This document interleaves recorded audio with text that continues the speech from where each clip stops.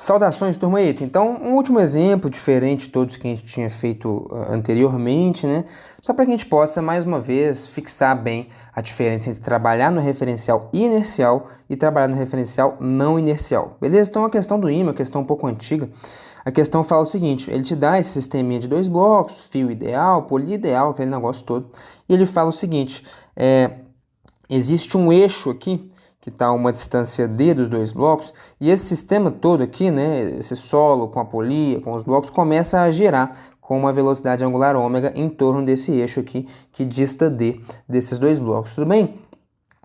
O que o problema fala não existe atrito aqui, ó, entre o blocão e o chão, mas, contudo, existe atrito entre esses dois blocos. A pergunta é justamente essa, quanto que tem que valer o coeficiente de atrito estático entre os dois blocos, né, para que um bloco não escorregue em relação ao outro nesse movimento solidário que eles compartilham aí. Entendeu a ideia? Então todo esse sistema é posto para girar com velocidade angular ômega em torno do eixo y. Eu quero saber o menor valor de μ para que o bloquinho não escorregue em relação ao blocão. Pode ser? Primeira solução nossa vai ser no referencial inercial. Então é aquele menininho que está aqui de fora, parado, numa boa, vendo tudo isso aí acontecer, beleza? Então é ele que vai equacionar esse problema aí. E depois nós vamos resolver também de um referencial de quem? De alguém que está aqui em cima, né? Girando junto com o sistema. Mas beleza, por enquanto vamos fazer do referencial de fora. Esse menino ficou meio estranho aqui, né? Tá meio deformado. Vamos desenhar um carinha melhor aqui, ó. Beleza, esse carinha aqui tá mais legal, né? Beleza, é ele que vai equacionar a coisa. Turma, beleza, qual que é a situação então? Bom, que forças que esse cara vai observar? Primeira força, essa aqui realmente não tem muito segredo, né? É a tração no fio. Então o fio fica tensionado aqui, T. Tração se propaga ao longo de um mesmo fio, fio ideal, né? A tração é a mesma, como a gente já demonstrou isso em sala de aula. Beleza, então vamos lá. Então nesse bloco Mzinho, a gente vai ter aqui um T. E nesse bloco Mzão a gente vai ter aqui o mesmo T. Tá? O que mais? Para o bloco Mzinho, pessoal, na vertical eu vou ter duas forças. Peso normal, né? Então a gente vai ter aqui uma normal, N. E o peso D, vou colocar de preto aqui mesmo, Mg. Não é isso? Essas forças têm que se anular, né, pessoal? Esse carinha está naturalmente em equilíbrio na vertical. Então essa é uma das equações que a gente vai montar. Vamos dividir aqui, ó. Então, beleza. Uma das equações que a gente vai montar aqui é que colocar aqui embaixo, né? Somatório das forças em Y é zero, não é isso? Ou seja, a normal é igual a mg. A outra equação seria isso aqui, pessoal. Somatório das forças em X é ma, né?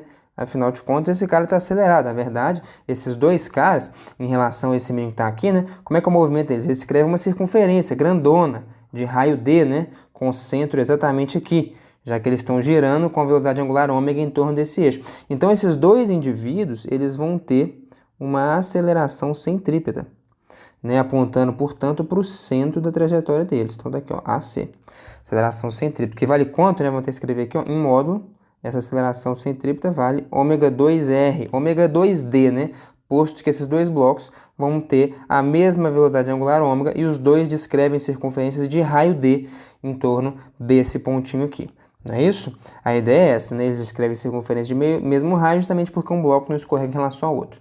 Ok, o que mais que teria de força aí? Bom, na horizontal principalmente, né? Que é o interessante.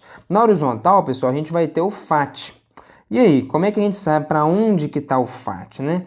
Vamos pensar, porque o FAT é uma força trocada, a força de atrito vai ser uma força trocada entre esses dois blocos, ação e reação.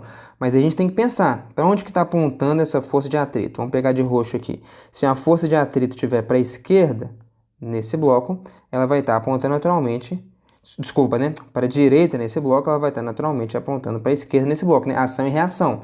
Se o blocão faz um FAT para cá no bloquinho reage e devolve um FAT para cá no blocão, tudo bem? Mas pode muito bem ser o contrário, né? Pode muito bem ser o contrário. A única coisa que a gente sabe de fato, a gente pode ter certeza, é que se a força de atrito de um está para a direita, no outro vai estar para a esquerda. Será que vai ser esse daqui o caso, pessoal? Bom, acaba que vai, né? Por quê? Aí como é que a gente justifica do ponto de vista do referencial inercial? Bom, o que você olha é, esses dois caras, eles têm que ter a mesma aceleração para a esquerda. Se eles têm que ter a mesma aceleração, pensa na segunda lei, F é igual a ma. Os dois indivíduos têm que ter o mesmo A. Então significa que aquele que tiver mais massa, naturalmente, vai precisar de mais força para gerar essa mesma aceleração. E aí uma coisa que o M falava na questãozinha lá, colocar para a gente, ele fala, considere que o Mzão é maior do que o Mzinho. E já é uma nomenclatura que a gente está até habituado a usar, né, pessoal? Mzão para massa maior, né? Então, de fato, se o Mzão é maior do que o Mzinho, essa informação é imprescindível, né? De fato, então, nesse carinha, né? Antes, né, de eu colocar esses fatos, vamos tirar o fato aqui, né? Antes, cada um tinha uma tração T para a esquerda. Mas como aqui eu tenho mais massa, se eu tenho mais massa, é essa história aqui, né? Mais massa para gerar a mesma aceleração, eu preciso de mais força. Então, se eu preciso de mais força, significa que o fato nele tem que estar para cá, ó, apontando para o centro, enquanto o FAT no pequenininho, naturalmente, então, ação e reação vai estar para a direita. E é um FAT o quê, pessoal? Estático, né? É um FAT estático justamente porque eu quero que o bloquinho não escorregue em relação ao blocão. Então, não tem movimento relativo entre os blocos. Força de atrito estático. Tudo bem? Você fala, beleza, então tá.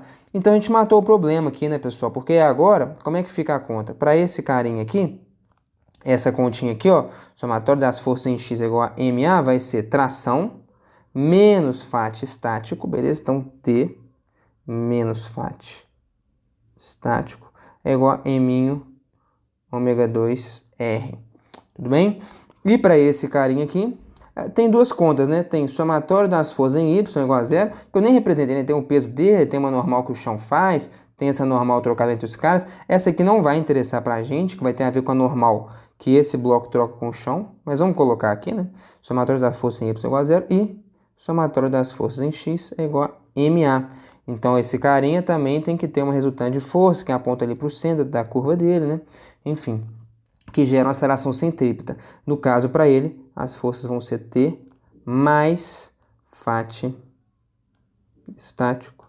Isso é igual a massa vezes aceleração, que no caso é ômega 2D. Tudo bem?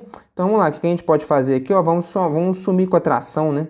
Como a gente quer achar o mi tem a ver com o FAT. Então eu posso pegar, por exemplo, essa equação 1, subtrair da 2, né? Ou A2 subtrair da 1. Não é isso? Porque tem T nas duas, né? Então o T vai acabar desaparecendo. Vamos fazer isso daí? 2 menos 1, então vou colocar aqui, ó, 2 menos 1. Como é que vai ficar? Então o membro esquerdo, turma, T mais FAT, menos T, cortou, né? Menos FAT, então vai somar. Então vai acabar ficando FAT mais FAT. Então vai ficar 2 vezes FAT estático. Isso tem que ser igual, subtraindo esse membro desse membro, posso fatorar um ômega 2D, né? Vai ficar Mzão menos Mzinho, ômega 2D, tudo bem? E esse FAT estático aqui, né, pessoal? A gente vai considerar que é o FAT estático máximo, né? Então, a situação limite, na iminência de escorregar, porque o que a questão pede para a gente é o menor valor de mi, né? Então, vamos considerar que aqui já está no limite, quase escorregando. Então, esse FAT estático é o FAT estático máximo, ou seja, ele vale mi vezes normal. Qual normal? Naturalmente, se o atrito está aqui, é a normal trocada entre esses dois blocos. Se é a normal trocada entre esses dois blocos, é essa daqui, que vale quanto no caso? G. Então, só substituir. Então, esse N vale G, ou seja, o mi. Para a gente, o menor mi possível é Mzão menos Mzinho, ômega 2D, sobre 2G. Então tá aí, ó. Esse aqui é o nosso gabarito. O menor valor de mi para que um bloco não escorregue em relação ao outro. Isso resolvido do ponto de vista do referencial inercial. Tudo bem? Então, esse menino que equacionou. Tranquilo, turma? Beleza. Então, mesmo problema que agora, mas agora quem vai resolver é o referencial não inercial, ou seja, o menininho que está aqui em cima. Beleza? Para o menininho que está aqui em cima, como é que são as forças, pessoal? Então, lembra lá. Para quem está de fora, vai falar que existe uma aceleração centrípeta apontando para o centro. Não, para esse menino aqui não. O que existe é um campo gravitacional centrífugo, cujo módulo vale ômega 2R, ômega 2D. Então, por exemplo, vamos colocar aqui, ó, quais forças que vão estar atuando. Tração, beleza. Mesma força de tração aqui nos dois blocos, né? Mesmo fio. O que mais, pessoal? O bloquinho vai ter uma força M ômega 2D, seria a força centrífuga nele, massa vezes gravidade centrífuga. O blocão vai ter uma força o quê? M ômega 2D. Essa é a força centrífuga no blocão. Naturalmente, né? Como Mzão é maior do que Mzinho, significa que a força centrífuga no blocão é maior. E aí, para esse menino, pessoal, é até mais fácil de identificar para onde que está o FAT. Como um bloco não pode escorregar em relação ao outro, ou seja, as equações que esse menino vai montar é que o somatório das forças é zero, a força resultante é zero, claramente, né, como esse bloco de baixo tem mais massa, a força centrífuga nele é maior, né? Então eu preciso de que o FAT nele esteja para a esquerda, para ajudar a anular essa força centrífuga, né? Então o FAT nele vai estar para a esquerda, naturalmente, se o bloquinho faz um FAT para a esquerda no blocão, o blocão tem que fazer um FAT para a direita no bloquinho. Tudo bem ou não? E aí, enfim, se você for comparar com o que a gente fez anteriormente, vai ficar mais ou menos o mesmo esquema, né? No blocão eu vou ter T e FAT para a esquerda, a diferença é que eu vou escrever para ele F igual a MA. Agora, cadê? Esse menino vai escrever para os dois blocos que a força resultante é zero. Então vamos lá, vou separar os blocos aqui e vamos colocar as forças que atuam individualmente em cada um. Então T aqui, né? Força centrífuga nesse cara, Mzão ômega 2D. Força centrífuga no bloquinho para fora da curva, M ômega 2D. E os FATs, né, pessoal? Então aqui, ó, FAT nesse carinha tá para cá, então naturalmente o FAT no bloquinho tem que estar para cá. E no bloquinho, além do mais, a gente teria que o pezinho dele, mg, e a normal. Naturalmente, essas forças têm que se anular, né? O bloquinho não sobe nem desce, né? Em relação a esse referencial, é equilíbrio total. Então, N é igual a mg. Então, vamos lá. Equacionando as coisas, como que ficariam as equações? Então, o somatório das forças em y é zero, naturalmente. Então, N é igual a mg. E somatório das forças em x também é zero. Diferente a equação, né? Aqui a gente montou que F igual a MA. Não. Em relação a esse menino aqui agora, ele está olhando para o chão e está vendo o bloco parado em relação a ele. Então, é somatório das forças igual a zero, né? Então, eu vou falar que T é igual a M ômega 2D mais FAT, não é isso? Então, vai ficar aqui T é M ômega 2D mais FAT. Então, guarda aqui, ó. Então, essa aqui é a equação, essa aqui é a outra. Para esse, o blocão aqui, né? São as mesmas duas equações, ele está em equilíbrio na vertical, mas eu nem coloquei todas as forças, essa aqui a gente não vai abrir em detalhes, não interessa muito pra gente.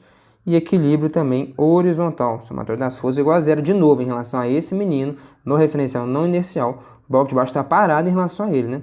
Consegue ver isso? Então, ou seja, a soma dessas duas forças anula com aquela, então T mais FAT tem que ser igual à força centrífuga nele, Mzão ômega 2D. Opa. E aí mistura essas três equações e resolve o problema. A gente quer achar o μ, né? Então, por exemplo, posso pegar o T, tração daqui, isolar, substituir nessa. Então vai ficar como? A tração é M ômega 2D mais FAT. Então, no lugar de T aqui, eu vou botar M ômega 2D mais FAT. Só que tem mais esse FAT, então vai ficar mais 2 FAT, né? Então, vai ficar M ômega 2D mais 2 FAT. É igual do lado de lá, Mão ômega 2D, ou seja, 2 FAT é igual a Mzão menos Mzinho ômega 2D, né? Subtrai esse termo dos dois lados, fator ômega 2D aqui e aqui. E boa, aí de novo, quem que é o FAT? Mi vezes normal, né? Que normal? Normal trocada entre os dois blocos, né? E essa normal vale, cadê? Mzinho G é o FAT estático máximo, então ele é Mi vezes normal. Então vamos colocar aqui Mi vezes normal, Mzinho G. Então, pronto, daí saiu a mesma resposta naturalmente. Então, o ME vai ser Mzão menos Mzinho, ômega 2D, tudo isso dividido por 2 M1G.